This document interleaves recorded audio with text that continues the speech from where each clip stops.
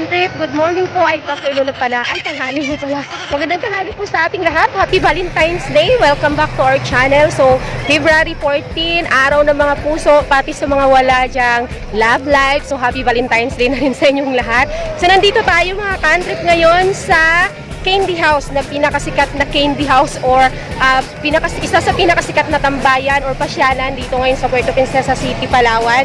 Itong candy house na to. So nakikita nyo mga country po, ang daming tao. Hindi lang ako doon makapag-vlog sa loob kasi makaka-copyright tayo kasi may tugtog. So ang daming nakapila. Ayan, simula daw yan kaninang umaga, marami nang nakapila. Yan, namamasyal nga dito. At syempre, para makapagpa-picture na rin dito sa sikat at trending na candy house sa social media. So, feeling ko nga, late na kami kasi matagal na itong medyo sumisikat o matagal na itong medyo trending dito sa city. Kaya ngayon, isinadya talaga natin, bakit nga ba hindi naman ito magiging sikat? And dyan, mga ka-antre po, sa likod niyan, kung halimbawa kakain kayo doon sa loob, yung mga kumakain sa loob is nakaharap sa dagat. Medyo masikip doon, medyo may kaliitan lang siya, kaya hindi na rin tayo makakuha ng space. And then, marami pang mga naghihintay dito sa labas para nga makapasok doon at ma-experience naman itong Mala Cinderella candy house dito sa Barangay Tagbarunis, diba? So alamin natin kung ano bang meron dito, ano bang mga ino-offer nila dito sa kanilang candy house. So ayan, hello! Medyo ang hirap may salita, naiintindihan nyo kaya. Tanggal na lang ako, total naka-face mask naman si Kuya. So ayan, kasama natin ko ngayon si Kuya dito sa receiving, reception area. Kuya, ano pong name nyo? Ha? Albert? Sir Albert, kailan ba ito nag-open o nagsimula itong candy house na to? Wala po may exam, last week of January. Ngayong January lang siya. Oo, tapos sino pong yung kumbaga bumuo ng ganyang konsepto? Cute niya kasi. Yung talagang sinadya siyang ipa-design talaga, Ano pong mga meron dito? Ano pong ino-offer niyo dito? Halimbawa, yung mga gustong pumasyal, ano ba yung pwede nilang i-enjoy habang nandito sila?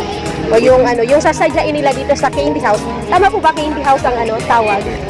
Hindi ko rin magkape, mag-lunch. O kape, mag-lunch, merienda, po. May overnight po ba kayo dyan? Wala po. Wala pa. Wala. Open po, open na po po. Hindi pa overnight. Oo, at ang kagandahan doon, walang entrance fee. Libre ang entrance fee. So pwede ka talagang mag-drop by dito sa candy house. Ilang kilometers ito, Kuya, from Puerto Princesa City? More than 45 kilometers. Okay, so more or less 45 kilometers away from the city. So nandito ka na sa candy house. Dito sa Barangay Tagbarunis po ito, Kuya. Ay, Taktuan? Dito pala. Okay. Barangay Taktuan pala ito. Unahan lang ng zigzag. So walang entrance fee. Pwede nyo ma-experience magkape, mag-lunch, mag-merienda. So meron sila niyan.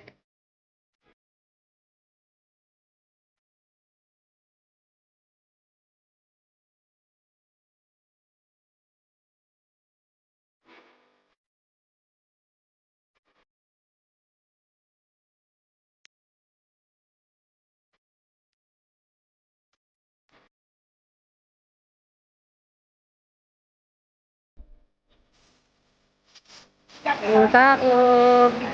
Dito tayo sa candy house. Candy house tawag dito, Kuya.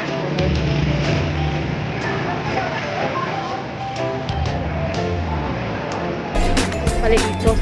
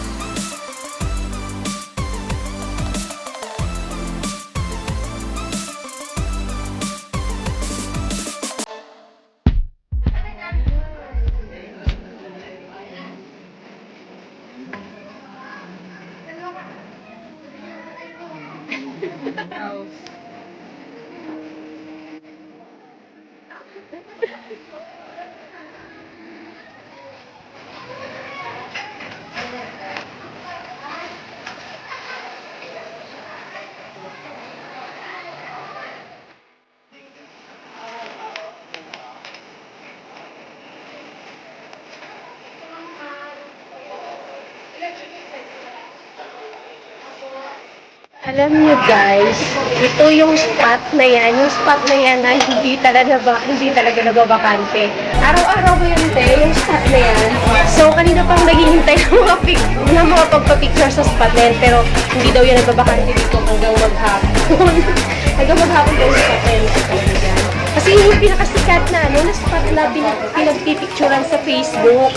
Diyan lahat nagpapapicture. So, hintay-hintay lang tayo ng timing para makapagpapicture sa spot na yan. Ay, hindi naman tayo mahuli sa deadline.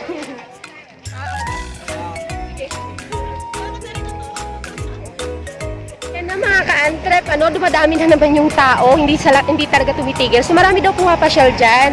So maybe next time na tayo makapag-interview ng isa sa mga staff doon kasi masyado silang busy doon sa looban. At saka ang dami pang dumadating, tapos wala na ring space na maupuan. Medyo may kalitan na yung space nila, pero ang cute.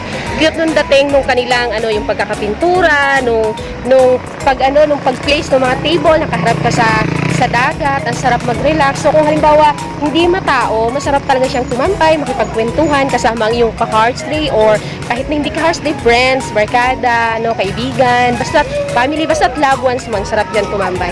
So thank you! Salamat sa pagsama sa akin dito sa bago nating trip dito sa Barangay Takduan.